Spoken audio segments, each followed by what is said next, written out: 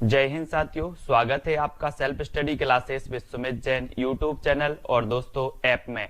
दोस्तों बहुत सारे स्टूडेंट को ऐप डाउनलोड नहीं करते बन रहा है या फिर कर भी लिया है तो कोर्स भी नहीं देख पा रहे हैं।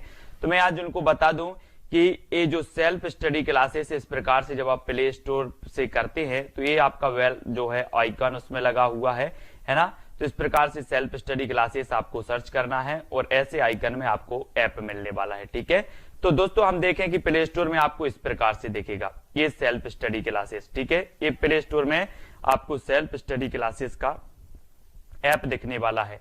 ठीक है, ये इमेज उसमें डली है, ये आइकन, ये लोगो उसमें डला है। ठीक है, अब दोस्तों इसको इंस्टॉल करना है, यहां से आप इंस्टॉल करेंगे। ठीक है, अब इंस्टॉल करेंगे तो वहां पर आपको नंबर मांगेगा, जीमेल नंबर मांगेगा, तो आपको ओटीपी आएगा, तो आप रजिस्टर करके आगे बढ़ेंगे। जय हिंद साथियों, स्वागत है आपका सेल्फ स्टडी क्लासेस ऐप में और दोस्तों यूट्यूब चैनल में। दोस्तों अगर अभी तक आपने सेल्फ स्टडी क्लासेस का ऐप डाउनलोड नहीं किया तो आज ही सेल्फ स्टडी क्लासेस का ऐप जरूर डाउनलोड करें। ठीक है, हिंदी साहित्य का संपूर्ण कोर्स लॉन्च किया गया दोस्तों सेल्फ स्टडी क्लासेस ऐप में। आप मास्टर कैडर एग्जाम की तैयारी कर रहे हैं, टीजीटी, पीजीटी, जूनियर टेट या हिंदी साहित्य से संबंधित किसी भी एग्जाम की तैयारी कर रहे हैं तो सेल्फ स्टडी क्लासेस ऐप आपके लिए दोस्तों बहुत ही बढ़िया ट्रिकी कोर्स लॉन्च किया गया है। विस्तृत अध्ययन जहां पर आपको टॉपिक वाइज टेस्ट और लाइव क्लासेस सारी चीज, डाउट सॉल्यूशन सब कुछ मिलता है, तो जरूर डाउनलोड करें। और दोस्तों आज हम डाउट से जो क्लियर की क्लास लेकर आते हैं, इसी प्रकार से आज हमारी ये 6वीं क्लास है। इसको हम देखते हैं। आपसे पूछा जाता है ढोला मारूरा दूहा के रचनाकार कौन है। ढोला मारूरा दूहा के रचनाकार कौन है। अब दोस्तों ये डाउट्स नंबर 1, यहां पर आपकी दो चीजें मिलती हैं, एक तो कल्लोल कवि और दूसरा कौशल लाभ। ठीक है, अब दोस्तों क्वेश्चन में आपसे जब पूछा जाता है तो एक ही आता है, या तो कौशल लाभ विकल्प में देगा या कल्लोल कवि देगा। ऐसा क्यों? ऐसा इसलिए है कि सबसे पहले जो मूल रचना थी ढोला मारूरा दूहा वो कल्लोल कवि की थी, लेकिन दोस्तों बाद में कौशल लाभ ने इसमें और भी दोस्तों छंद जोड़े, है ना, कुछ पद और जोड़ दिए इस ढोला मारूरा दूहा में, तो ढोला मारूरा दूहा के रचनाकार कौशल लाभ को माना जाने लगा। लेकिन क्वेश्चन पूछा जाता है तो अपन को उत्तर कैसे लगाना? विकल्प अनुसार, क्योंकि ढोला मारूरा दूहा के रचनाकार कल्लोल कवि भी सही है और कौशल लाभ भी सही है। विकल्प अनुसार अपन को उत्तर कल्लोल कवि और कौशल लाभ लगाना, दोनों एक साथ विकल्प में कभी नहीं आएगा। ठीक है, तो ये डाउट्स नंबर 1 आपका क्लियर। दूसरा क्वेश्चन है दोस्तों, आप यहां पर कलम का जादूगर किसे कहा जाता है, यहां से क्वेश्चन आते हैं और दोस्तों कंफ्यूजन यहां से होता है भयंकर, है ना। अगर ये ऐसे क्वेश्चन आपका आएगा कलम का जादूगर तो आपको याद रख लेना राम वृक्ष बेनीपुरी, ऐसे याद कर लेना, बोले वृक्ष की कलम का जादू, वृक्ष की कलम का जादू, वृक्ष की कलम का जादू, तो कलम का जादूगर अगर आए तो राम वृक्ष बेनीपुरी। लेकिन अगर आपसे पूछा जाए कि कलम का जादूगर तो राम वृक्ष बेनीपुरी, कलम का सिपाही तो लगाना प्रेमचंद, कलम का मजदूर किसे कहा जाता है तो प्रेमचंद, भाषा का जादूगर शिव पूजन सहाय को कहा जाता है, और दोस्तों शब्दों का जादूगर कमलेश्वर, शब्दों का जादूगर कमलेश्वर, और बिंब का जादूगर कहा जाता है केदारनाथ सिंह को। तो डाउट्स क्लियर, कलम का जादूगर रामवृक्ष बेनीपुरी, कलम का सिपाही प्रेमचंद को कहा जाता है। ये जीवनी अलग है दोस्तों, एक कलम का सिपाही जीवनी लिखी थी किसने? अमृत राय ने। कलम का मजदूर जीवनी लिखी थी किसने? मदन गोपाल ने। लेकिन अगर कहा जाता है, ये आपसे पूछा जाए कि कलम का सिपाही किसे कहा जाता है तो आप बताओगे प्रेमचंद को। कलम का मजदूर किसे कहा जाता है तो प्रेमचंद को। भाषा का जादूगर किसे कहा जाता तो शिव पूजन सहाय, शब्दों का जादूगर किसे कहा जाता तो कमलेश्वर, बिंब का जादूगर केदारनाथ सिंह। ठीक है, तो इनको दोस्तों अपन को पढ़ना है, इनको याद करना है। ठीक है, और कलम का जादूगर पूछा गया था तो उत्तर होगा राम वृक्ष बेनीपुरी। क्वेश्चन कैसे भी आपसे पूछ लिया जाए आपको तैयार रहना है। ठीक है, अगला डाउट्स दोस्तों अपना है कवि सम्राट किसे कहा जाता है। दो क्वेश्चन यहां से बनते हैं, कौन कौन से?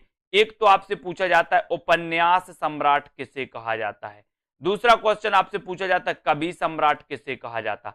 तो दोनों में डाउट्स होता है कभी कभी। तो उपन्यास सम्राट अगर आपसे पूछा जाए तो आपको लगाना है प्रेमचंद, और अगर कवि सम्राट आपसे पूछा जाए तो आपको लगाना हरिऔध। हरिऔध ने दोस्तों नागरिक प्रचारिणी सभा में निःशुल्क सेवाएं दी थी, इसलिए वहां से इनको कवि सम्राट की उपाधि मिली थी। तो कवि सम्राट हरिऔध और उपन्यास सम्राट प्रेमचंद। बोले हरि चाहें तो कवि को सम्राट बना दें, हरि चाहें तो कवि को सम्राट बना दें, तो हरि से हरिऔध और कवि सम्राट हरिऔध, है ना, उपन्यास सम्राट प्रेमचंद। Doubts clear? अगला देखो, यहां पर आते हैं छायावाद का प्रवर्तक किसे माना जाता है। यहां भी बहुत सारे लोगों को डाउट्स है। कैसे? सबसे पहले तो क्वेश्चन नॉर्मल पूछा जाता है। कुछ लोगों की मन में धारणा है उत्तर मुकुटधर पांडे, यहां पर मुकुटधर पांडे नहीं होगा। अगर क्वेश्चन ऐसा आता है कि छायावाद का प्रवर्तक किसे माना जाता है, तो आपका राइट आंसर हो जाएगा जयशंकर प्रसाद। अगर आपसे पूछा जाता है कि रामचंद्र शुक्ल ने छायावाद का प्रवर्तक किसे माना, तब आपका 100% उत्तर होगा मुकुटधर पांडे।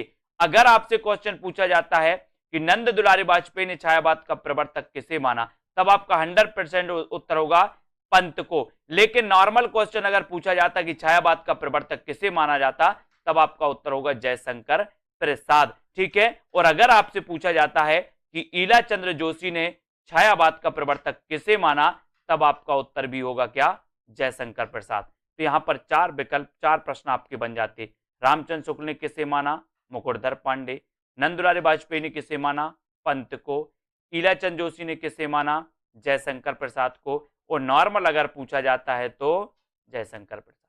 Doubts clear? बहुत बढ़िया, लाइक जरूर कर देना दोस्तों। यहां पर देखो, राग गोविंद किसकी रचना है, या राग गोविंद की रचनाकार कौन है, ऐसा क्वेश्चन आपसे आता है।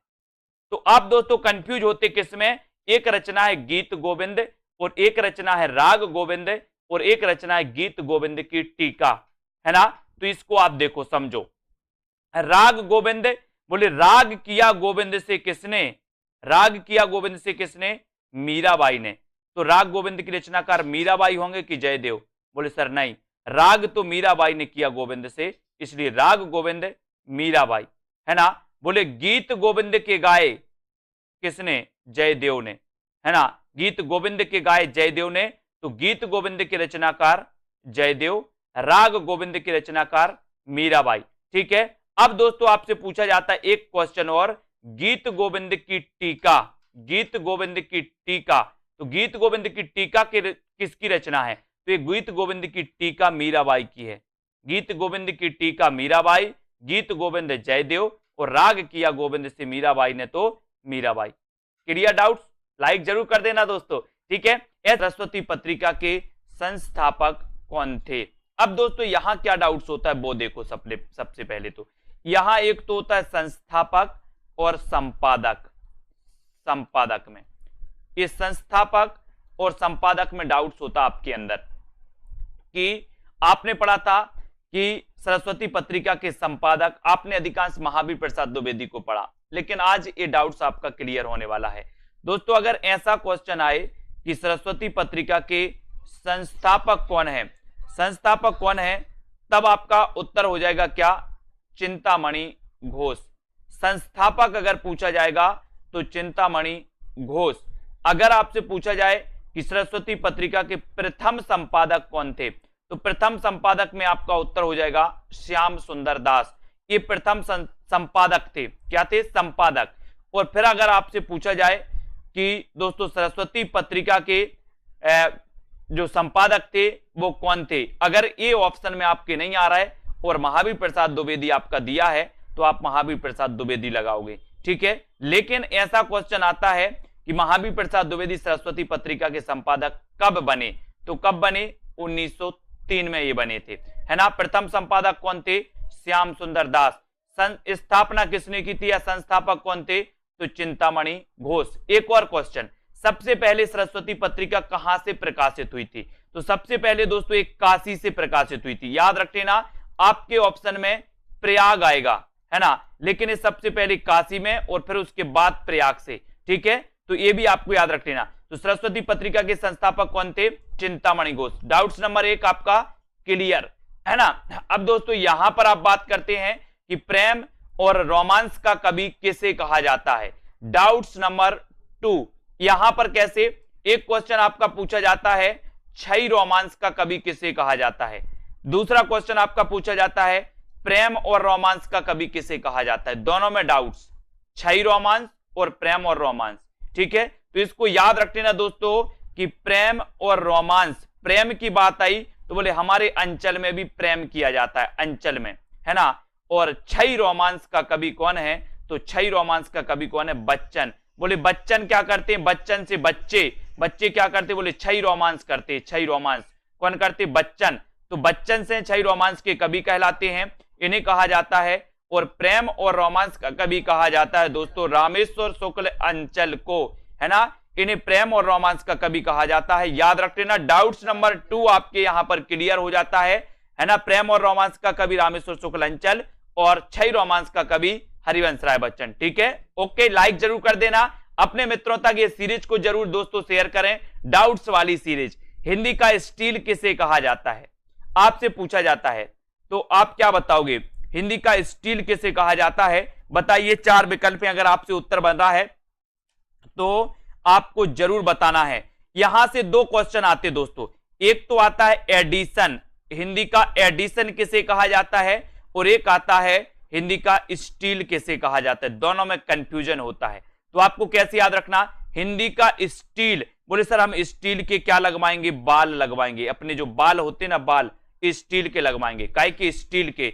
तो अब आपसे कभी भी पूछा जाएगा कि हिंदी के स्टील किसे कहा जाता, तो स्टील से आपको याद आ जाएगा कि हम स्टील के बाल लगवाएंगे, तो बाल कृष्ण भट्ट को हिंदी का स्टील कहा जाता है। हिंदी का माउंटेन भी इन्हें कहा जाता है दोस्तों, बालकृष्ण भट्ट को, ठीक है। अब फिर आएगा आपका हिंदी का एडिशन किसे कहा जाता है, तो एडिशन कहा जाता है किसे, प्रताप नारायण मिश्र को। यहां पर आया सन, और सन का बोले सर बहुत प्रताप होता है, एक सन माने सूर्य, एक सन माने पुत्र, दोनों ही का प्रताप होता है, सूर्य का भी होता है और पुत्र का भी बहुत प्रताप होता है ना। तो एडिशन किसे कहा जाता, प्रताप नारायण मिश्र को, और स्टील किसे कहा जाता, बालकृष्ण भट्ट को। भूलना नहीं है, दोनों क्वेश्चन आते हैं, ठीक है।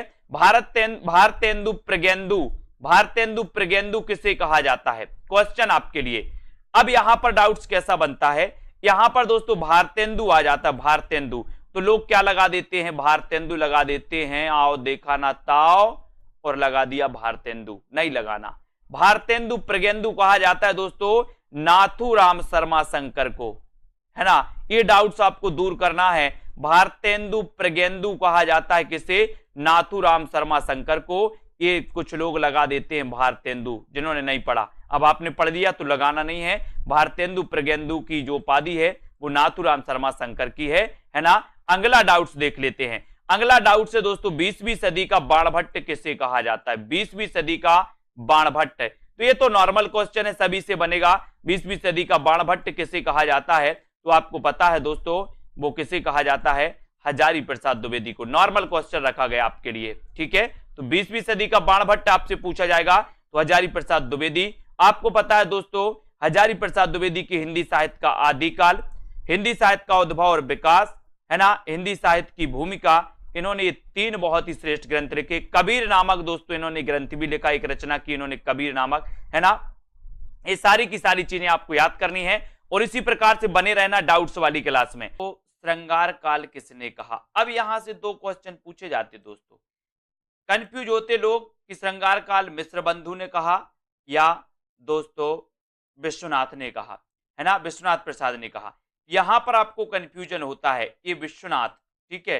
तो आपका यहां पर दोस्तों याद रख लेना है कि रीति काल को जो श्रृंगार काल कहा वो किसने कहा, विश्वनाथ प्रसाद ने। यानी कि ये नंबर जो है वो बिल्कुल सही है, क्योंकि श्रृंगार तो विश्व के लोग करते हैं, विश्व के लोग करते हैं, तो विश्वनाथ प्रसाद क्या बोलेंगे, रीति काल को श्रृंगार काल कहेंगे, है ना। फिर आपसे एक क्वेश्चन और आता है कि रीति काल को अलंकृत काल किसने कहा, तो यहां पर डाउट्स आपका रहता है और क्वेश्चन पूछा भी जाता है। तो अलंकृत काल किसने कहा, मिश्र बंधुओं ने, अलंकृत काल कहा है मिश्र बंधुओं ने, और दोस्तों श्रृंगार काल कहा है विश्वनाथ प्रसाद ने, ठीक है। तो डाउट्स आपका क्लियर हो गया। अब दोस्तों बात करते हैं अगले प्रश्न की, रीति काल का प्रवर्तक किसे माना जाता है। एक नॉर्मल क्वेश्चन आपसे पूछा जाता है तो आप कंफ्यूज होते, क्योंकि आपको पता है रीति काल का प्रवर्तक रामचंद्र शुक्ल ने किसे माना, चिंतामणि को। श्याम सुंदर दास ने किसे माना, केशव दास को। डॉक्टर नगेंद्र ने किसे माना, केशव दास को, है ना। और कालक्रम की दृष्टि से अगर देखें तो कौन होंगे, कृपाराम, ठीक है। तो आपसे देखो कितने प्रकार से क्वेश्चन पूछे जाएंगे। सबसे पहले क्वेश्चन पूछा जाएगा रीति काल का प्रवर्तक किसे माना जाता, तो आपको उत्तर लगा देना केशवदास। ठीक है, फिर आपसे पूछा जाएगा डॉक्टर नगेंद्र रीतिकाल का प्रवर्तक किसे माना, उत्तर लगा देना केशवदास। फिर आपसे पूछा जाएगा श्याम सुंदर दास ने रीतिकाल का प्रवर्तक किसे माना, तो उत्तर लगा देना केशवदास। लेकिन आपसे पूछा जाएगा कि रामचंद्र शुक्ल ने रीतिकाल का प्रवर्तक किसे माना, तो आपका उत्तर हो जाएगा क्या, चिंतामणि। आपका उत्तर चेंज हो जाएगा, चिंतामणि सही होगा। लेकिन अगर आपसे पूछा जाएगा कि कालक्रम की दृष्टि से रीतिकाल के प्रवर्तक कौन माने जाते हैं, तो उत्तर हो जाएगा कौन दोस्तों, कृपाराम। कृपाराम। ठीक है, तो यहां पर आपके 3-4 प्रश्न रहते हैं जिसमें आप हमेशा दोस्तों क्या कंफ्यूज होते रहते हैं। Clear doubts. अगला क्वेश्चन, अगला क्वेश्चन है दोस्तों हिंदी साहित्य का प्रथम बड़ा महाकाव्य कौन सा है, कौन सा है, ये क्वेश्चन आता है, तो आप कंफ्यूज नहीं होना। प्रथम जो बड़ा महाकाव्य है वो बड़ा महाकाव्य दोस्तों पद्मावत। आपसे क्वेश्चन आता है कि हिंदी का प्रथम महाकाव्य कौन सा है, उत्तर होता है पृथ्वीराज रासो। लेकिन आपसे क्वेश्चन आता है कि हिंदी का प्रथम प्रमाणिक महाकाव्य कौन सा है, तो पद्मावत। हिंदी का प्रथम बड़ा महाकाव्य कौन सा है, तो पद्मावत, है ना। खड़ी बोली का प्रथम महाकाव्य कौन सा है, तो प्रिय प्रवास, है ना। ये भी आपको याद रख लेना। तो यहां से याद रख लेना दोस्तों, हिंदी का प्रथम महाकाव्य पृथ्वीराज रासो, रचनाकार चंद्रवरदाई। हिंदी का प्रथम प्रमाणिक महाकाव्य पद्मावत, रचनाकार जायसी, है ना। हिंदी खड़ी बोली का प्रथम महाकाव्य प्रिय प्रवास, रचनाकार हरिऔध। हरिऔध। ठीक है, ये भी आपको याद रख लेना। यहां से आपके जो क्वेश्चन है वो क्या हो जाती है, क्लियर। ये डाउट्स वाले प्रश्न आपसे पूछे जाते हैं। अगला क्वेश्चन, अनित्य किसकी रचना है, अनित्य रचना बताना है दोस्तों। तो यहां पर आपको बताना है कि अनित्य के रचनाकार कौन है। यहां पर दो लोगों की रचना है दोस्तों अनित्य, है ना। तो एक तो बदी उज्जमा की और एक मृदुला गर्ग की। तो यहां पर आपको याद रख लेना कि जो बदी उज्जमा है इनकी अनित्य क्या है, कहानी। इनकी अनित्य क्या है, कहानी। जबकि मृदुला गर्ग का ये क्या है, उपन्यास है। तो अगर आपसे नॉर्मल क्वेश्चन पूछा जाए कि अनित्य किसकी रचना है, तो दो में से आपको कोई एक विकल्प मिलेगा। आपसे पूछा जाए अनित्य कहानी के रचनाकार कौन है, तो आपका उत्तर हो जाएगा बदी उज्जमा। अनित्य अनित्य उपन्यास की रचनाकार कौन है, तो आपका उत्तर हो जाएगा मृदुला गर्ग। ठीक है, ये आपको याद रख लेना। बदी उज्जमा की अनित्य कहानी है, मृदुला गर्ग की अनित्य ये क्या है, उपन्यास है। ठीक है, अगला क्वेश्चन देख लेते हैं दोस्तों, पीली आंधी उपन्यास किसका है। अगर इस प्रकार से क्वेश्चन आपका आता है पीली आंधी उपन्यास, तो मैंने कई बार आपको बताया, बोले सर जब सरसों फूलता है खेतों में, खेतन में जब सरसों फूलता है तो ऐसा लगता है मानो पीली आंधी आ गई हो। कहां पे, खेतन में। खेतन में तो खेतान, पीली आंधी कहां आती, बोले सर खेतन में। तो ये पीली आंधी उपन्यास किसका होगा, खेतन का, प्रभा खेतान का। लेकिन एक क्वेश्चन और आता है दोस्तों, काली आंधी। काली आंधी ये किसका उपन्यास है, तो काली आंधी कमलेश्वर। का से काली और का से कमलेश्वर। याद रख लेना, कंफ्यूज नहीं होना। पीली आंधी और काली आंधी, पीली आंधी कहां आएगी, खेतन में तो खेतान, और काली आंधी का से काली आंधी, का से कमलेश्वर। ठीक है, तो काली आंधी उपन्यास किसका है, कमलेश्वर को। ठीक है, तो ये तो थे दोस्तों आपके डाउट्स वाले प्रश्न। ऐसे अनेकों वीडियो आएंगे।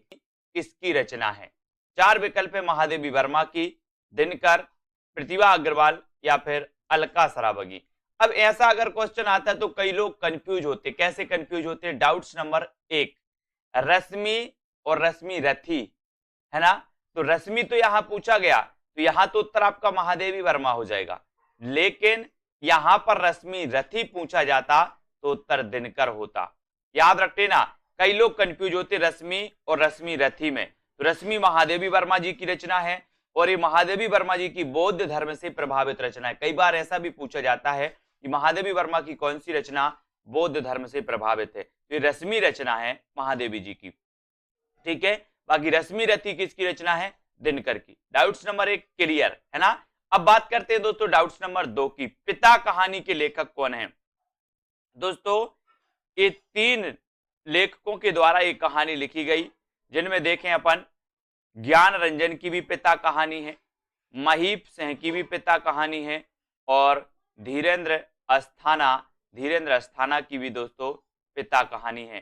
तो आपको याद रख लेना, बोले पिता ज्ञान देते हैं तो ज्ञान रंजन, है ना। महीप रहते हैं या समीप रहते हैं, ऐसे कर लेना, महीप या समीप रहते हैं पिता, तो महीप सिंह की भी दोस्तों क्या है ना, ये पिता कहानी है। धीरेन्द्र अस्थाना, और दोस्तों धीरे धीरे पिता हमारा क्या करते हैं, ज्ञान बढ़ाते हैं, है ना, हमारा पालन पोषण करते हैं। तो धीरेन्द्र अस्थाना की भी पिता कहानी है। तीनों की है, कंफ्यूज नहीं होना कभी, कहानी है और है ना। ज्ञान रंजन जी की पिता कहानी, महीप सिंह की पिता कहानी है, और धीरेन्द्र अस्थाना की भी पिता कहानी है। ठीक है, तो अब आपसे पूछा जाएगा पिता कहानी के लेखक कौन है, तो इन तीन में से एक विकल्प आपके सामने आएगा, उसमें उत्तर आपको टिक करना होगा। ठीक है, डाउट्स नंबर 2 आपका क्लियर। बढ़ते हैं दोस्तों अगले क्वेश्चन की ओर। वसीयत नाटक के लेखक कौन है? वसीयत नाटक। अब यहां भी दोस्तों डाउट्स आपके लिए होता है, क्योंकि ये जो वसीयत नाटक है, ये वसीयत नाटक दो लेखकों का है, एक तो भगवती चरण वर्मा और दूसरे नाग बोडस। ठीक है, तो आपसे जब पूछा जाएगा कि वसीयत नाटक के लेखक कौन है, तो ये या तो भगवती चरण वर्मा आपके ऑप्शन में होगा या फिर नाग बोडस आपके ऑप्शन में होगा। ठीक है, दोनों ऑप्शन में नहीं आएगा। आपको याद रख लेना कि वसीयत नाटक के लेखक कौन है, भगवती चरण वर्मा और नाग बोडस। बोले नाग की वसीयत भगवती को सौंप दी। नाग की वसीयत किसको सौंप दी? भगवती को। तो नाग बोडस और भगवती चरण वर्मा दोनों का नाटक है वसीयत। ठीक है, तो डाउट्स नंबर 3 क्लियर है ना। अगला क्वेश्चन है दोस्तों, अगला जो अपना डाउट्स है, तीसरा हाथी नाटक के लेखक कौन है?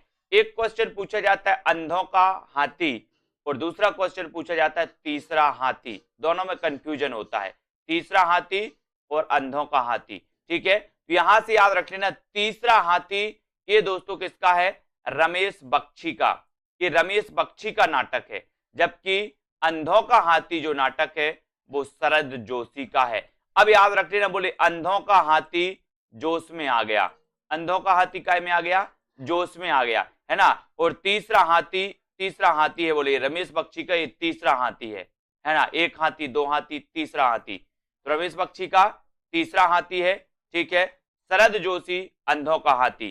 ठीक है, तो क्लियर। डाउट्स नंबर आपसे पूछा जाएगा तीसरा हाथी के रचनाकार कौन है, तो आप उत्तर लगा देना रमेश बख्शी। आपसे पूछा जाएगा अंधों का हाथी की रचनाकार कौन है, तो आप उत्तर लगाना शरद जोशी। ठीक है, बात कर लेते हैं दोस्तों, और एक और है दोस्तों पागल हाथी। पागल हाथी एक लघु कथा है प्रेमचंद जी की, पागल हाथी। ठीक है, तो पागल हाथी को भी आपको याद रख लेना। अब एक क्वेश्चन और पूछा जाता है दोस्तों, डाउट्स नंबर 5, अभिमान मेरु किसे कहा जाता है? कई बार पूछा गया। अब दोस्तों यहां पर एक तो मेरु आ गया, मेरु, तो बहुत सारे लोग क्या लगा देते हैं? मेरु तुंग लगा देते हैं, लेकिन ऐसा नहीं करना। अभिमान मेरु, पुष्पदंत ने स्वयं को अभिमान मेरु कहा था, है ना। पुष्पदंत ने स्वयं को क्या कहा था? अभिमान मेरु कहा था। तो अभिमान मेरु कहा जाता है पुष्पदंत को, है ना। अपभ्रंश का भवभूति कहा जाता है पुष्पदंत को, याद रख लेना। इनकी एक रचना आपने पढ़ी होगी दोस्तों, महापुराण दोस्तों, जिसमें 63 सलाका पुरुषों का वर्णन किया गया है। तो पुष्पदंत को अभिमान मेरु कहा जाता है, ना कि मेरु तुंग को। कंफ्यूज नहीं होना, यहाँ मेरु आया तो बहुत सारे, लगभग मान के चलो कि 50% लोग तो मेरु तुंग लगा कर आते, जिनको नहीं पता होता। ठीक है, तो दोस्तों इसी प्रकार से उत्तरार्ध भक्तमाल के रचनाकार कौन है? अब दोस्तों यहां पर देखो कितने डाउट्स होते हैं। आपसे एक क्वेश्चन पूछा जाता है भक्तमाल की रचनाकार कौन है, फिर पूछा जाता है उत्तरार्ध भक्तमाल के रचनाकार कौन है, फिर पूछा जाता है भक्तमाल के टीकाकार कौन है, फिर पूछा जाता है नव भक्तमाल के रचनाकार कौन है। चारों रचनाओं में आप कंफ्यूज होते हो, लेकिन याद रख लेना ये उत्तरार्ध भक्तमाल की जो रचनाकार हैं वो भारतेंदु हैं, है ना। याद रख लेना, बोले भारत में भक्तों के उत्तर देते हैं भगवान, भक्तों के उत्तर, है ना, तो भारतेंदु हो जाएगा। अगर भक्तमाल अकेला आपसे पूछा जाए तो नाभादास सही हो जाएगा। ठीक है, भक्तमाल के टीकाकार कौन है, तो उत्तर हो जाएगा क्या? प्रियादास। और आपसे पूछा जाए कि नव भक्तमाल के रचनाकार कौन है, नव भक्तमाल के, तो आप राधा चरण गोस्वामी लगा देना। ठीक है, राधा चरण गोस्वामी। तो आपके 4 प्रश्न यहां से बनते हैं। भक्तमाल के रचनाकार नाभादास, उत्तरार्ध भक्तमाल के रचनाकार भारतेंदु, है ना। फिर आपसे पूछा जाता है भक्तमाल के टीकाकार प्रियादास, नव भक्तमाल के रचनाकार कौन है, तो राधा चरण गोस्वामी। ठीक है, डाउट्स नंबर 1 क्लियर। दूसरी बात करते, महापात्र किसे कहा जाता है? तो महापात्र आपको बताना है दोस्तों, निराला, नरहरि बंदीजन, रहीम या फिर विद्यापति में से। तो यहां पर जो डाउट्स नंबर आपका 2 है, क्या डाउट्स होता है? जिनने नहीं पढ़ा वो महापात्र को सीधे सीधे लगा के आते हैं क्या? निराला। लेकिन आपको पता है कि निराला को महापात्र नहीं महाप्राण कहा जाता है। महाप्राण निराला को, जबकि महापात्र कहा जाता है नर हरि बंदीजन। बोले हम हरि के, नर जो हैं वो हरि के महापात्र हैं, याद रख लेना। नर हरि बंदीजन इन्हें महापात्र कहा जाता है और निराला को कहा जाता है महाप्राण। बोले हमारा महाप्राण निराला है, हमारा महाप्राण निराला है। इस प्रकार से तो डाउट्स नंबर 2 क्लियर। बात करें 3 की, उसने कहा था कि रचनाकार कौन है, आपसे पूछा जाएगा उसने कहा था कि रचनाकार कौन है। तो ये तो सबको पता है कि सर ये जो कहानी है ये फ्लैशबैक शैली में लिखी गई कहानी है और इस कहानी के जो लेखक है वो चंद्रधर शर्मा गुलेरी है ना। उसने कहा था, बुद्धू का कांटा और सुखमय जीवन, इनकी ये 3 प्रसिद्ध कहानियां मानी जाती हैं चंद्रधर शर्मा गुलेरी की। जबकि दोस्तों उसने नहीं कहा था कि रचनाकार कौन है, शैलेश मटियानी। कभी कभी आपसे पूछा जाए उसने नहीं कहा था कि रचनाकार कौन है, तो आप कहोगे यार कि ये वो ही पूछा होगा, उसने कहा था, लेकिन ये गड़बड़ हो गया होगा, परीक्षक ने, प्रिंट करने वाले ने नहीं लिख दिया, अपन तो उत्तर सही लगाएं, है ना। तो ये उसने नहीं कहा था, ये दोस्तों रचना शैलेश मटियानी की, और तुमने कहा था एक रचना नागार्जुन की। तो 3 डाउट्स वाले क्वेश्चन, उसने कहा था चंद्रधर शर्मा गुलेरी, उसने नहीं कहा था शैलेश मटियानी, तुमने कहा था नागार्जुन। ठीक है, क्लियर। चौथा क्वेश्चन अपन देखते हैं दोस्तों, आदिकाल को चारण काल किसने कहा। कई बार क्वेश्चन पूछा जाता है और डाउट्स में बहुत सारे लोग दोस्तों क्या कर देते हैं, गलत कर देते हैं। तो आदिकाल को चारण काल दोस्तों 2 विद्वानों ने कहा है, एक तो रामकुमार वर्मा ने और दूसरा गिरियर्सन ने। तो अब आप कंफ्यूज नहीं होना, विकल्प में एक ही आएगा, या तो रामकुमार वर्मा आपसे दिया जाएगा या फिर गिरियर्सन आपको दिया जाएगा। ठीक है, तो आदिकाल को चारण काल रामकुमार वर्मा ने भी कहा है और गिरियर्सन ने भी कहा है। ठीक है, क्लियर। आगे देखते हैं दोस्तों, चरणों में गिरे, बोले राम के चरणों में गिरे, तो राम से रामकुमार वर्मा और गिरे से गिरियर्सन, दोनों ने कहा है चारण काल, आदिकाल को। ठीक है, डाउट्स नंबर 5, जो सबसे खतरनाक क्वेश्चन है दोस्तों, है ना, ये क्वेश्चन सबसे खतरनाक है। स्वर्ण युग और स्वर्ण काल, लोग बहुत कंफ्यूज होते, हम भी कंफ्यूज हो जाते, है ना। तो स्वर्ण युग किसने कहा और स्वर्ण काल किसने कहा, तो यहां याद रख लेना दोस्तों, ये मैंने आपको सुधार के दिया है कि स्वर्ण युग जो कहा है वो कहा है श्याम सुंदर दास ने, और स्वर्ण काल जो कहा है वो स्वर्ण काल कहा है किसने, गिरियर्सन ने। इसको आपको याद रख लेना है। बोले स्वर्ण के काल में गिरे, स्वर्ण के काल में गिरे, ऐसे याद रख लेना आपको। स्वर्ण के काल में गिरे, तो गिरे से बनेगा गिरियर्सन स्वर्ण काल, और श्याम सुंदर स्वर्ण युग, है ना। बोले श्याम सुंदर का जो युग था वो श्याम सुंदर युग था, स्वर्ण युग था। श्याम सुंदर का युग कैसा था, सुंदर युग था। ठीक है, तो स्वर्ण युग कौन कहेगा, श्याम सुंदर दास, और क्या स्वर्ण के काल में गिरे, स्वर्ण के काल में गिरे तो गिरियर्सन। ये डाउट्स वाला क्वेश्चन दोस्तों मैंने ये सुधार के आपको दिया है, ये वीडियो इसको देख लेना और सुधार लेना, ये बिल्कुल सही है। ठीक है, स्वर्ण युग किसने कहा, श्याम सुंदर दास ने, और स्वर्ण काल किसने कहा, गिरियर्सन ने। ठीक, आपसे एक प्रश्न पूछा जाता है कि उर्वशी के रचनाकार कौन है। डाउट्स नंबर 1, उर्वशी के रचनाकार कौन है। तब आपके मन में एक डाउट्स रहता है कि ये तो दिनकर की रचना है। ठीक है, एक डाउट्स रहता है, लेकिन दोस्तों आपको पता है कि एक रचना जयशंकर प्रसाद की भी उर्वशी है। ठीक है, यहां पर दोनों विकल्प आपको दिए गए हैं। ठीक है, आपके विकल्प में ऐसे दोनों विकल्प नहीं दिए जाएंगे, जब आपका प्रश्न परीक्षा में पूछा जाएगा एक ही विकल्प आएगा। तो यहां पर डाउट्स में नहीं रहना, आपको क्या करना है, यहां पर अगर दिनकर ऑप्शन में आता है तो आप दिनकर लगाइए, और जयशंकर प्रसाद आता है तो जयशंकर प्रसाद लगाइए, क्योंकि उर्वशी की रचना दोस्तों जयशंकर प्रसाद ने सबसे पहले की थी, फिर बाद में की थी दिनकर ने। और दिनकर को एक रचना के लिए दोस्तों क्या मिला था, उर्वशी के लिए ज्ञानपीठ पुरस्कार भी इन्हें मिला था। कब मिला था, 1972 में। ठीक है, तो ये चीज आपको याद रख लेना, यानी कि उर्वशी रचना इन दोनों रचनाकारों की भी, मतलब उर्वशी नाम से इन दोनों की रचना है। ठीक है, डाउट्स नंबर 1 आपका क्लियर। डाउट्स नंबर 2 देखते हैं दोस्तों, हिंदी का पाणिनि किसे कहा जाता है, हिंदी का पाणिनि किसे कहा जाता है। अब दोस्तों यहां पर क्या डाउट्स रहता है आपका, सबसे पहले आपसे पूछा जाता है हिंदी का पाणिनि, और आप आंखें बंद करके लगाते कामता प्रसाद गुरु। ठीक है, जबकि क्वेश्चन ऐसा नहीं है। हिंदी का पाणिनि आपसे पूछा है अगर, तो आपको लगाना किशोरी दास वाजपेयी।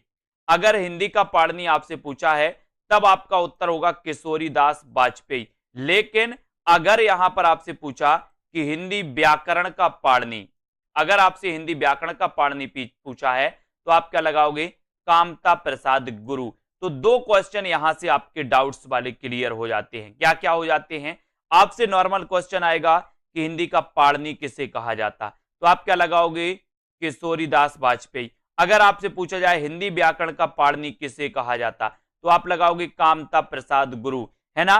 फिर आपसे अगर पूछा जाएगा दोस्तों कि प्राकृत का पाणिनि किसे कहा जाता, तो आपका उत्तर हो जाएगा हेमचंद्र, आपको पता होगा।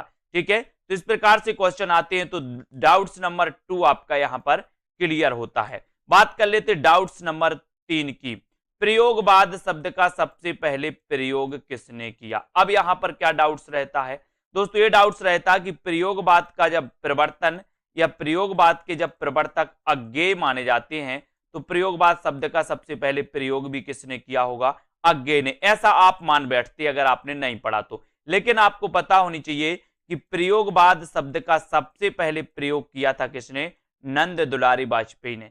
सबसे पहले प्रयोग किया था इस प्रयोगवाद का किसने, नंद दुलारी वाजपेयी ने। लेकिन अगर यहां क्वेश्चन पूछा जाता है कि प्रयोगवाद के प्रवर्तक कौन है, तो आप लगाओगे क्या, अज्ञेय। प्रयोगवाद के प्रवर्तक कौन है, तो अज्ञेय।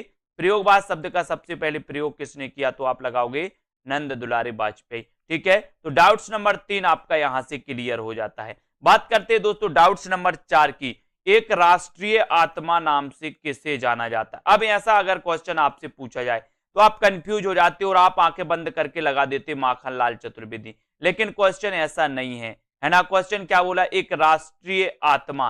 तो राष्ट्रीय आत्मा अगर आपसे पूछा जाता तो आपका उत्तर होगा राजा राम शुक्ल, है ना।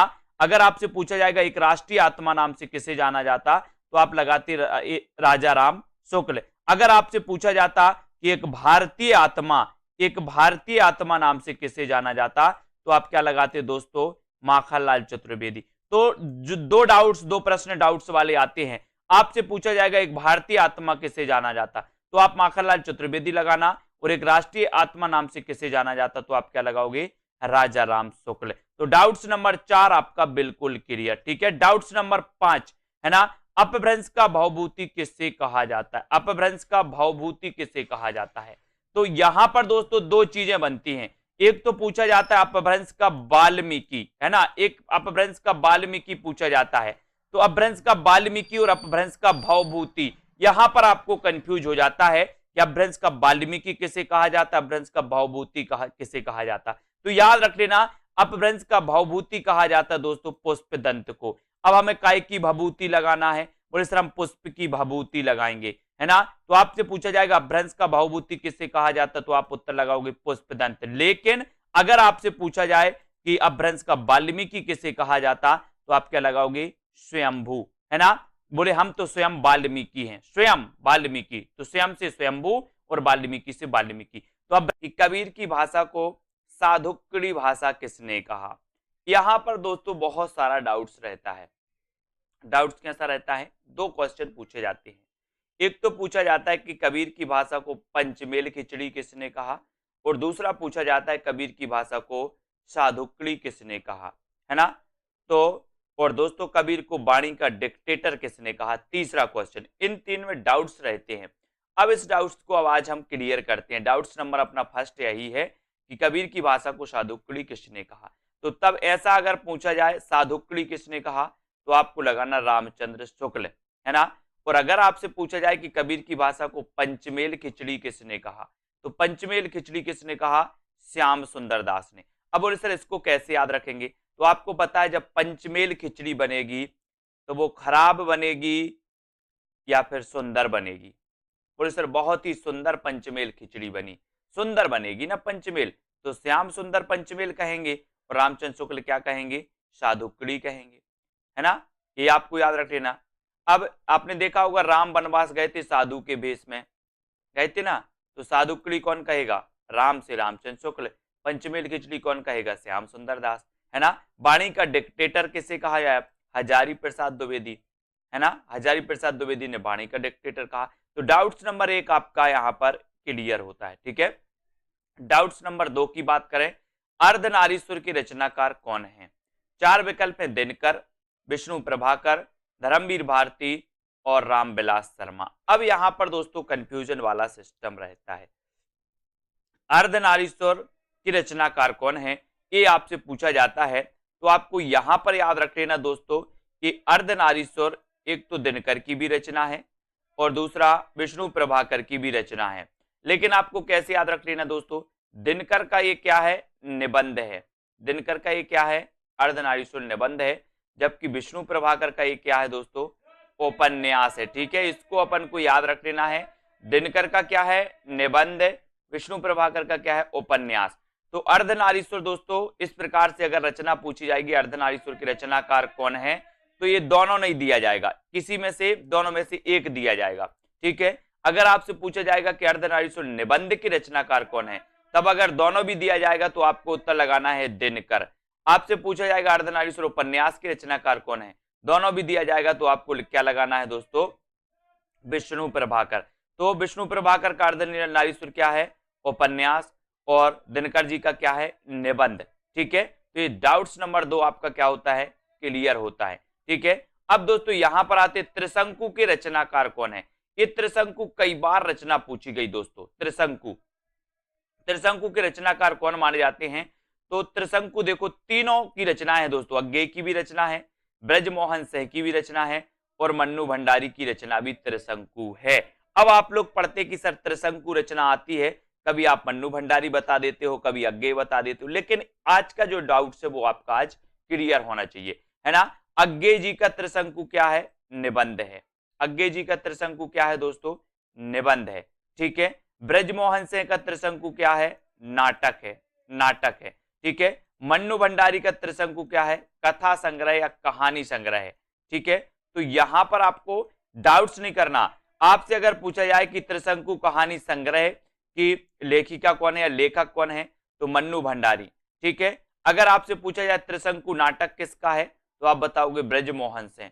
त्रिशंकु दोस्तों निबंध किसका है, तो आप क्या बताओगे, अज्ञेय जी का। और नॉर्मल क्वेश्चन अगर पूछा जाए कि त्रिशंकु के रचनाकार कौन है, तो 3 में से विकल्प में एक आपके विकल्प में दिया जाएगा, या तो अज्ञेय होगा या ब्रजमोहन सिंह या मन्नू भंडारी। इन 3 में से एक आपके विकल्प में होगा, तीनों कभी नहीं होगा, ठीक है। तो त्रिशंकु निबंध किसका, अज्ञेय। त्रिशंकु नाटक ब्रजमोहन सिंह, है ना। त्रिशंकु दोस्तों कहानी संग्रह मन्नू भंडारी, ठीक है। तो डाउट्स नंबर दोस्तों अपना ये क्लियर होता है ना। सभी का डाउट्स इसी प्रकार से दोस्तों कई वीडियो आने वाले हैं डाउट्स वाले, जिनको अपन क्लियर करेंगे। अगला क्वेश्चन आपका बनता है कि हिंदी का ऐतिहासिक उपन्यासकार प्रथम है ना, प्रथम ऐतिहासिक उपन्यासकार कौन माना जाता है, प्रथम, ठीक है। तो प्रथम ऐतिहासिक उपन्यासकार कौन माने जाते हैं, तब यहां आपका डाउट्स रहता है वृंदावन लाल वर्मा में और किशोरीलाल गोस्वामी में, है ना। जबकि दोस्तों आपको पता है हिंदी के प्रथम ऐतिहासिक उपन्यासकार जो माने जाते हैं वो किशोरीलाल गोस्वामी माने जाते हैं। कौन माने जाते हैं, किशोरीलाल गोस्वामी माने जाते हैं। जबकि अगला ही क्वेश्चन पूछा जाता है कि हिंदी में ऐतिहासिक कहानी परंपरा के जो जनक माने जाते हैं वो कौन माने जाते हैं। ऐतिहासिक कहानी के जनक कौन माने जाते हैं, वृंदावन लाल वर्मा। जबकि हिंदी के प्रथम ऐतिहासिक उपन्यासकार माने जाते हैं कौन, किशोरीलाल गोस्वामी, है ना। तो इसको याद रख लेना। इसका उत्तर आपका क्या होगा, हिंदी के प्रथम ऐतिहासिक उपन्यासकार किशोरीलाल गोस्वामी। जबकि हिंदी के प्रथम कहानी, हिंदी की दोस्तों ऐतिहासिक कहानी के जो जनक माने जाते, ऐतिहासिक कहानी के जो जनक माने जाते वो वृंदावन लाल वर्मा, ठीक है। वृंदावन लाल वर्मा को ऐतिहासिक कहानियों की परंपरा का जनक माना जाता है, याद रख लेना। ऐतिहासिक कहानियों की परंपरा का जनक वृंदावन लाल वर्मा, ऐतिहासिक दोस्तों उपन्यास की परंपरा का जनक किशोरीलाल गोस्वामी, या हिंदी के प्रथम ऐतिहासिक उपन्यासकार जो माने जाते वो किशोरीलाल गोस्वामी। तो डाउट्स आपका यहां पर क्लियर होता है दोनों का, ठीक है। अब दोस्तों हम आगे बात करेंगे अगले प्रश्न पर। एक क्वेश्चन पूछा जाता है, कठिन काव्य का प्रेत किसे कहा जाता है। कठिन काव्य का प्रेत किसे कहा जाता है। और दूसरा क्वेश्चन पूछा जाता है, कठिन गद्य का प्रेत किसे कहा जाता है। दोनों में लोग कंफ्यूज होते हैं, कठिन काव्य का प्रेत और कठिन गद्य का प्रेत। तो यहां पर एक चीज आपको याद रखनी है कि दोस्तों काव्य अगर पूछा जाए तो काव्य का प्रेत आपका उत्तर होगा केशव दास। और अगर काव्य की जगह गद्य पूछा जाए तो गद्य में आपका उत्तर होगा अज्ञेय। कॉमन सेंस कैसे लगाओगे? बोले सर केशव दास ने काव्य ही लिखा है, केशव दास ने क्या काव्य रचना ही की है, तो कठिन काव्य का प्रेत केशव दास को ही कहा जाएगा। जबकि दोस्तों अज्ञेय ने आपने काव्य रचना भी की है ना, गद्य में भी इन्होंने दोस्तों रचनाएं की हैं। तो कठिन गद्य का प्रेत अज्ञेय, कठिन काव्य का प्रेत केशव दास। दो क्वेश्चन यहां पर डाउट्स वाले बनते हैं और दोनों क्वेश्चन आते परीक्षा में हमेशा गलत होते हैं डाउट्स में। कठिन काव्य, तो काव्य किसने लिखा? केशव दास ने, तो केशव दास है ना। कठिन गद्य, तो गद्य दोस्तों अज्ञेय है ना, याद रख लेना, यहां से क्वेश्चन आते हैं। और केशव दास रीति काल के प्रवर्तक माने जाते हैं। आपको पता है डॉक्टर नगेंद्र आदि विद्वानों ने केशव दास को ही रीति काल का प्रवर्तक माना। अगर यहां से भी क्वेश्चन आता है रीति काल का प्रवर्तक किसे माना जाता है, नॉर्मल अगर क्वेश्चन पूछा जाता है तो उत्तर होता है केशव दास है ना।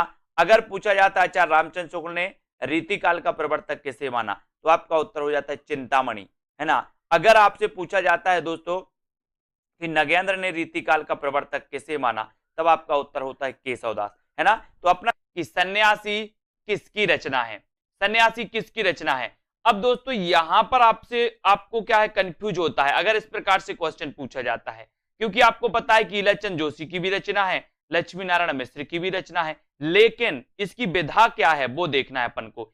ईलाचंद जोशी की जो सन्यासी रचना है इसकी विधा है दोस्तों उपन्यास, यानी कि ये ईलाचंद जोशी का क्या है उपन्यास है, जबकि ये लक्ष्मी नारायण मिश्र का क्या है नाटक।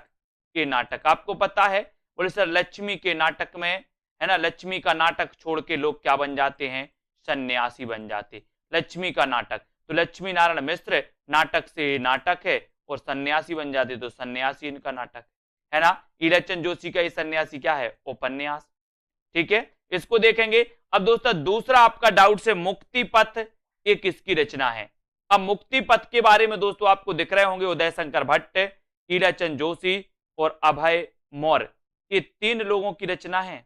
अगर ऐसा क्वेश्चन आएगा तो ये क्वेश्चन गलत होगा, क्योंकि उदय शंकर भट्ट की भी रचना है, ईलाचंद जोशी की भी है, अभय मौर्य की है। लेकिन अगर आपसे पूछा जाएगा कि मुक्ति पथ नाटक किसका है, तो आपका उत्तर उदय शंकर भट्ट होगा। आपसे पूछा जाएगा मुक्ति पथ उपन्यास किसका है, तो उपन्यास दोस्तों ईलाचंद जोशी का भी है और अभय मौर्य का भी उपन्यास ही है इसी नाम से। तो मुक्ति पथ उपन्यास ईलाचंद जोशी और दोस्तों अभय मौर्य, इसको आपको याद रख लेना। उदय शंकर भट्ट का मुक्ति पथ क्या है नाटक है, ईलाचंद जोशी का क्या है उपन्यास है, अभय मौर्य का क्या है उपन्यास है। तो आपसे पूछा जाएगा अगर कि मुक्ति पथ उपन्यास किसका है, तो इन दो में से एक के ऑप्शन में मिलेगा, या तो ईलाचंद जोशी या फिर अभय मौर्य, ठीक है, इसको याद रखना। अब दोस्तों पंचवटी प्रसंग, पंचवटी प्रसंग किसकी रचना है। एक रचना आती है दोस्तों पंचवटी, एक आती है पंचवटी और एक रचना पूछी जाती है पंचवटी प्रसंग, ठीक है। तो पंचवटी ये तो आपको पता है कि पंचवटी ये जो रचना है ये क्या है दोस्तों खंडकाव्य है मैथिली शरण गुप्त का।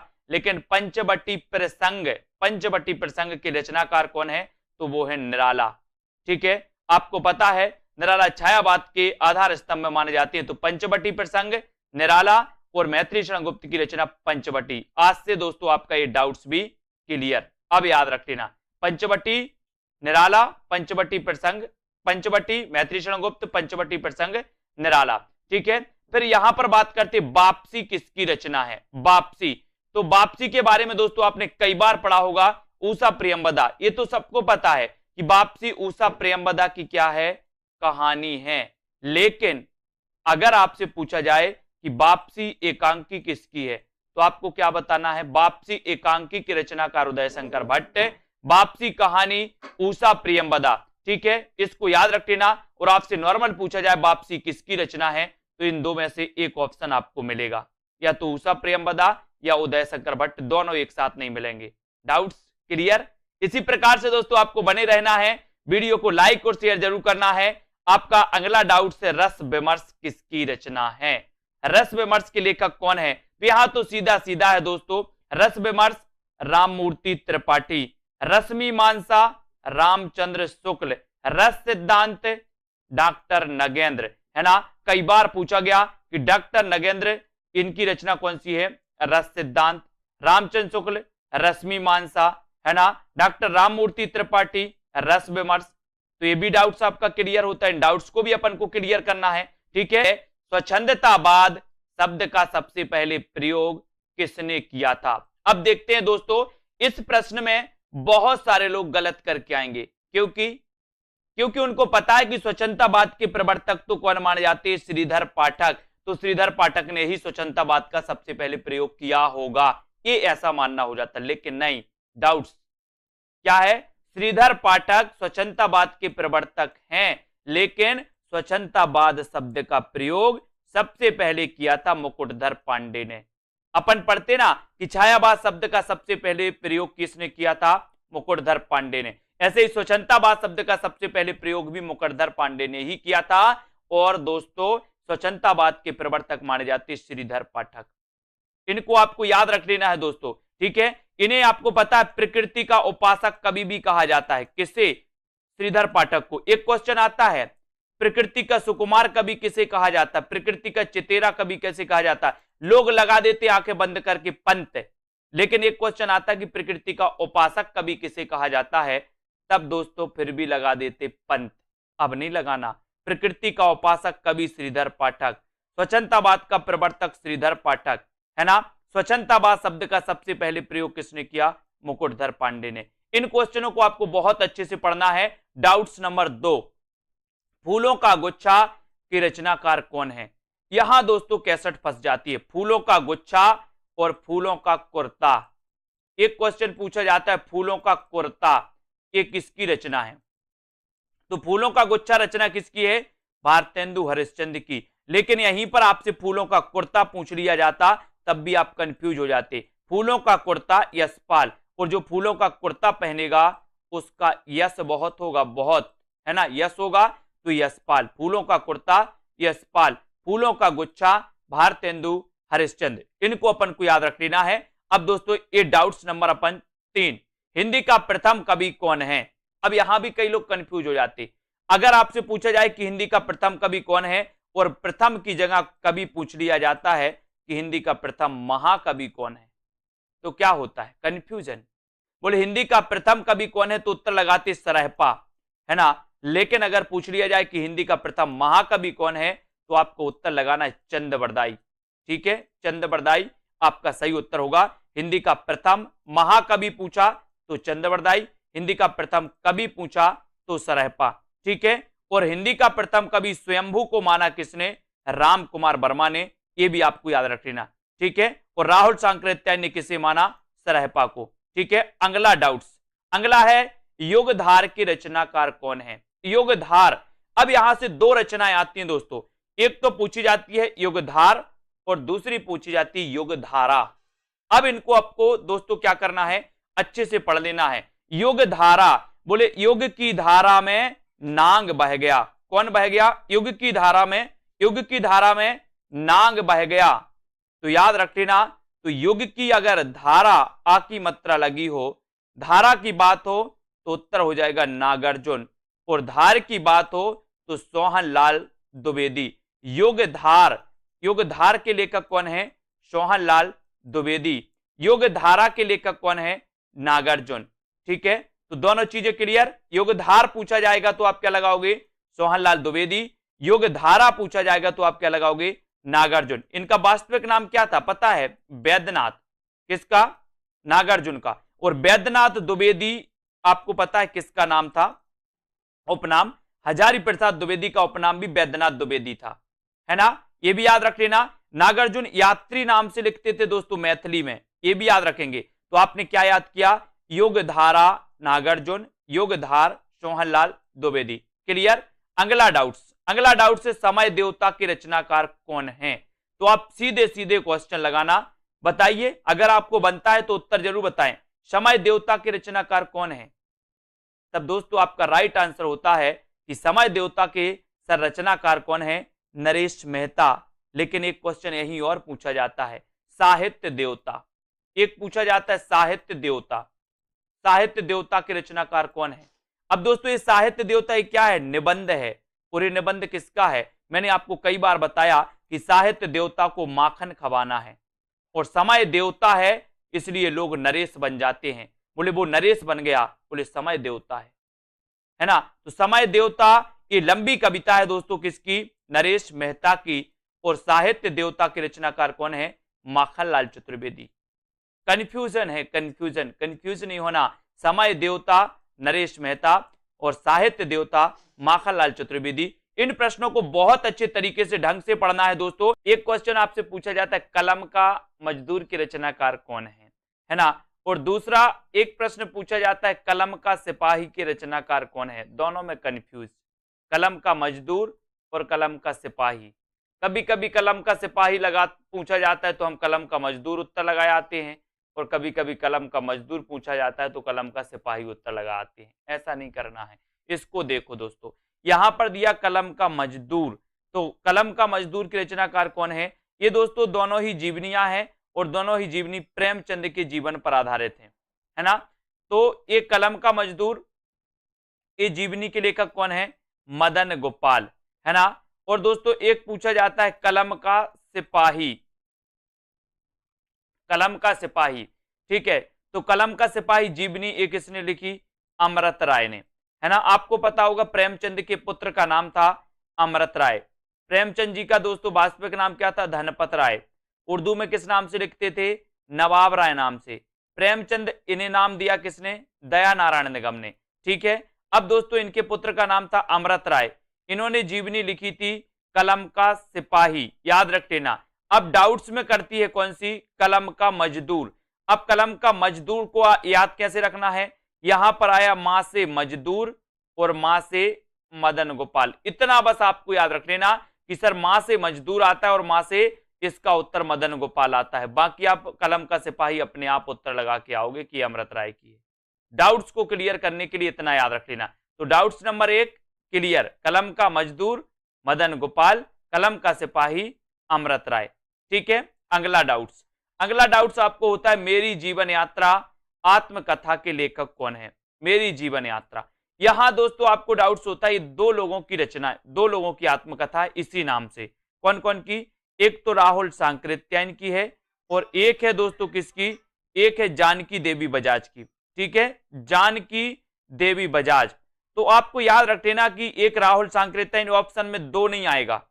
जब आपसे इस प्रकार से प्रश्न आएगा कि मेरी जीवन यात्रा आत्मकथा किसकी है, तो या तो ऑप्शन में राहुल सांकृत्यायन होगा या जानकी देवी बजाज होगा, ठीक है। तो आपको याद रख लेना, बोले मेरी जीवन यात्रा बजाज गाड़ी से प्रारंभ हुई। कौन सी गाड़ी, बजाज गाड़ी से। नहीं तो ऐसा कर लेना, बोले मेरी नहीं, मेरी जानकी जीवन यात्रा बजाज गाड़ी से प्रारंभ हुई थी, ऐसे याद कर लो, ये जल्दी याद हो जाती है। तो जानकी देवी बजाज, ठीक है, और राहुल सांकृत्यायन। तो डाउट नंबर 2 आपका क्लियर, दोनों की आत्मकथा एक ही नाम से है, ठीक है। अगला क्वेश्चन है दोस्तों, अर्ध कथा किसकी आत्मकथा है, अर्ध कथा और अर्ध कथानक, है ना। इस प्रकार से दोस्तों अपन देखते हैं तो अर्ध कथानक एक दोस्तों बनारसी दास जैन की है। आपको पता होगा हिंदी की प्राचीन आत्मकथा मानी जाती है, कौन सी, अर्ध कथानक, ठीक है, अर्ध कथानक ये बनारसी दास जैन की। और कहीं कहीं इसको आपको अर्ध कथा लिखा भी मिल जाएगा बनारसी दास जैन की, तो कंफ्यूज नहीं होना, ये बनारसी दास जैन की अर्ध कथानक भी है और अर्ध कथा भी लिखा मिल जाता है। लेकिन दोस्तों अर्ध कथा एक नगेंद्र की भी आत्मकथा है।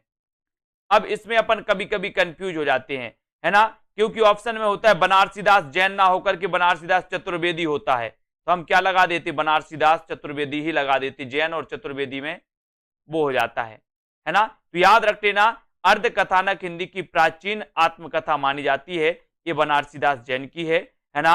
और अर्ध कथा ये डॉक्टर नगेंद्र की दोस्तों है। और बनारसी दास जैन और बनारसी दास चतुर्वेदी, इनमें कंफ्यूज नहीं होना आपको, ठीक है। तो आपका यहां पर डाउट्स क्लियर कि सर बनारसी दास जैन की अर्ध कथानक, डॉक्टर नगेंद्र की अर्ध कथा, और दोस्तों यहां पर बनारसी दास जैन और बनारसी दास चतुर्वेदी में कंफ्यूज नहीं होना, ठीक है। अगला क्वेश्चन देखो, अगला हिंदी का प्रथम दैनिक समाचार पत्र कौन सा है, यहां भी लोग कंफ्यूज होते हैं। आपसे पूछा जाता है कि हिंदी का प्रथम समाचार पत्र कौन सा है, आप बिल्कुल लगाते हो उदंत मार्तंड। लेकिन आपसे पूछा जाता है कि हिंदी का प्रथम दैनिक समाचार पत्र कौन सा है, तब भी आप उदंत मार्तंड लगाते हो, ऐसा नहीं करना। आपसे पूछा जाए कि हिंदी का प्रथम समाचार पत्र कौन सा है, आप क्या लगाओगे, उदंत मार्तंड। आपसे पूछा जाए कि हिंदी का प्रथम साप्ताहिक समाचार पत्र कौन सा है, तो आप क्या लगाओगे, उदंत मार्तंड। लेकिन अगर आपसे पूछा जाए कि हिंदी का प्रथम दैनिक समाचार पत्र कौन सा है, तो आपको उदंत मार्तंड नहीं लगाना, क्योंकि जो प्रथम दैनिक समाचार पत्र था वो था कौन सा, समाचार सुधावर्षण, है ना। इसके संपादक थे श्याम सुंदर सेन। ठीक है, इसको याद रख लेना दोस्तों, श्याम सुंदर सेन, ये समाचार सुधावर्षण। ठीक है, और उदंत मार्तंड ये आपको याद रख लेना। ठीक है, ये दोस्तों ये हिंदी का प्रथम है ना, और ये साप्ताहिक है, और ये हिंदी का प्रथम दैनिक समाचार पत्र है। डाउट्स क्लियर, आगे बढ़ते हैं। अगला क्वेश्चन यहां, मिट्टी की बारात के रचनाकार कौन है, मिट्टी की बारात। अब यहां पर दोस्तों कंफ्यूज आपके लिए होता है, एक तो ए कि कुछ लोग बोलते हैं सर शिवमंगल से सुमन की रचना है, बिल्कुल है। कुछ लोग बोलते हैं त्रिलोचन की रचना है, बिल्कुल है, दोनों की रचना है दोस्तों ये। ठीक है, आपको याद रख लेना है कि सर ये मिट्टी की बारात जो है ये शिवमंगल से सुमन का कविता संग्रह है ना, जबकि त्रिलोचन की ये क्या है, कविता है। याद रख लेना, मिट्टी की बारात। कभी आपसे पूछा जाए कि मिट्टी के बारात के रचनाकार कौन है, तो आपका ऑप्शन में एक ही होगा अगर इस प्रकार से क्वेश्चन आएगा।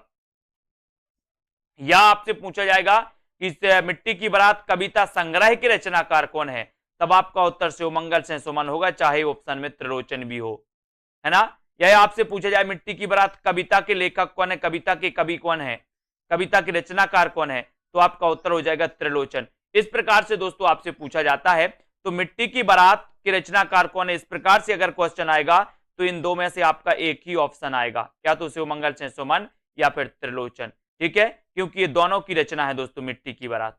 कंफ्यूज दूर, है ना, इस प्रकार से। अब दोस्तों यहां पर अपन रोज ये अपना डाउट सेशन चलता है, डाउट्स अपन क्लियर करते हैं। यहां पर अपन ने हिंदी के प्रथम दैनिक समाचार पत्र को पढ़ा, मिट्टी की बारात को देखा, है ना, और दोस्तों जीवनी देखी अपन ने, कलम का सिपाही, कलम का मजदूर, इनका डाउट्स क्लियर किया। तो ऐसे ही दोस्तों अनेकों वीडियो आने वाले हैं, आपको बस क्या करना है, ऐसा ही सेशन अपना चलता है और बढ़िया से बढ़िया दोस्तों आपको कोर्स कराया जाता है सेल्फ स्टडी क्लासेस ऐप पर। आपको कुछ नहीं करना है, आप दोस्तों अगर हिंदी साहित्य के स्टूडेंट हैं तो सेल्फ स्टडी क्लासेस से आपको जरूर जुड़ना है। आपको self study classes app download करना है, और ऐप डाउनलोड आप कर लेते हो दोस्तों, तो आपको वहां पर हिंदी साहित्य का संपूर्ण कोर्स लॉन्च किया गया, उस कोर्स में एडमिशन ले सकते हो। टीजीटी पीजीटी का मॉडल पेपर लॉन्च किया गया, उसमें आपको लेना तो ले सकते हो। 3000 प्रश्नों की टेस्ट सीरीज लॉन्च की गई है, उसमें अगर आपको प्रैक्टिस करना है, अपना आकलन करना है, तो आप उसमें एडमिशन ले सकते हो। ठीक है, तो बम्पर तरीके से दोस्तों आपको जहां पर यूट्यूब में बहुत सारा मटेरियल दिया जाता है इस चैनल्स के माध्यम से, वहीं ऐप पर भी दोस्तों आपको बहुत सारी चीजें प्रोवाइड की जाती है, जहां पर ट्रिकी वीडियो, विस्तृत अध्ययन, टॉपिक वाइज टेस्ट, ये सारी चीजें मिलती हैं। ठीक है, तो जरूर जुड़े, नीचे नंबर चल रहा है तो नंबर पर भी संपर्क कर सकते हैं। और दोस्तों जुड़े रहें, वीडियो को लाइक और अपने मित्रों तक शेयर जरूर करें। जय हिंद। बहुत सारे स्टूडेंट को ऐप डाउनलोड नहीं करते बन रहा है, या फिर कर भी लिया है तो कोर्स भी नहीं देख पा रहे हैं। तो मैं आज उनको बता दूं कि ये जो सेल्फ स्टडी क्लासेस इस प्रकार से जब आप प्ले स्टोर से करते हैं तो ये आपका वेल जो है आइकन उसमें लगा हुआ है ना। तो इस प्रकार से सेल्फ स्टडी क्लासेस आपको सर्च करना है और ऐसे आइकन में आपको ऐप मिलने वाला है। ठीक है, तो दोस्तों हम देखें कि प्ले स्टोर में आपको इस प्रकार से दिखेगा ये सेल्फ स्टडी क्लासेस। ठीक है, ये प्ले स्टोर में आपको सेल्फ स्टडी क्लासेस का ऐप दिखने वाला है। ठीक है, ये इमेज उसमें डली है, ये आइकन, ये लोगो उसमें डला है। ठीक है, अब दोस्तों इसको इंस्टॉल करना है, यहां से आप इंस्टॉल करेंगे। ठीक है, अब इंस्टॉल करेंगे तो वहां पर आपको नंबर मांगेगा, जीमेल नंबर मांगेगा, तो आपको ओटीपी आएगा, तो आप रजिस्टर करके आगे बढ़ेंगे।